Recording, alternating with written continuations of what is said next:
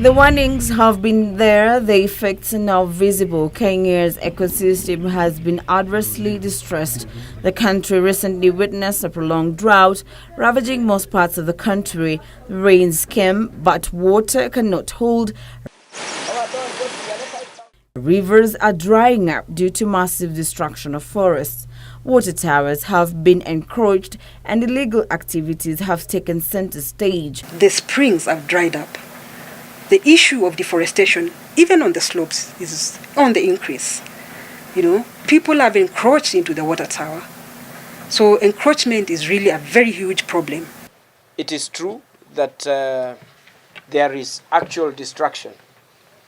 This is real in our forests. And out of our findings that people are using licenses that are allocated for a different region to harvest in one region. And again, this is just a corrupt practice. Public outcry has been huge and the government has promised to act. As expected, attention has shifted to the Ministry of Environment and Forestry, which must act in 14 days, within which it must come up with a roadmap to combat looming crisis. That I have already established a task force and I have written to the various agencies including yourselves, to nominate competent officers to be part of this task force. Environmentalists charge that the country must act firm and swiftly. If left unchecked, conservationists warn of dire consequences to the country's food basket, wildlife and climate change.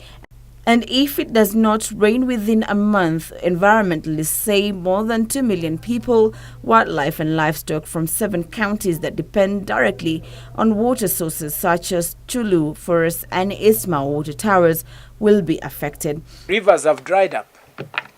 Mara River, for the second time in the last 2 seasons, it has seen its driest spell ever. And it is real. It is true people are living in the forest. Again, there are people who are not only living, but others who are also still buying. The government has imposed a 90-day ban on timber harvesting, and the Ministry of Environment is promising to act. We must stop all cutting of trees in all our forests, both state forests and community forests. If institutions have failed, unwilling or unable to weed out the corrupt amongst themselves, however few they are, then they become complicit. Ministry of Environment Wednesday indicated that all was not bad in the Kenyan forests, remarks that appears in contradictory of government's response on illegal logging. While on tour at Kabaru Forest that had been dodged with massive illegal logging, Tobiko says policies will be in place in time to manage the crisis. In the meantime, Meteorological Department in Murang'a has cautioned farmers, motorists and residents of Murang'a County of heavy rainfall that may cause havoc in the highlands. Murang'a Meteorological Department Director Paul Murage says the heavy rainfall will hit the ground later than the normal period, thus making farmers to plant early than before. Lynace Mwashighadi for Channel 1 News.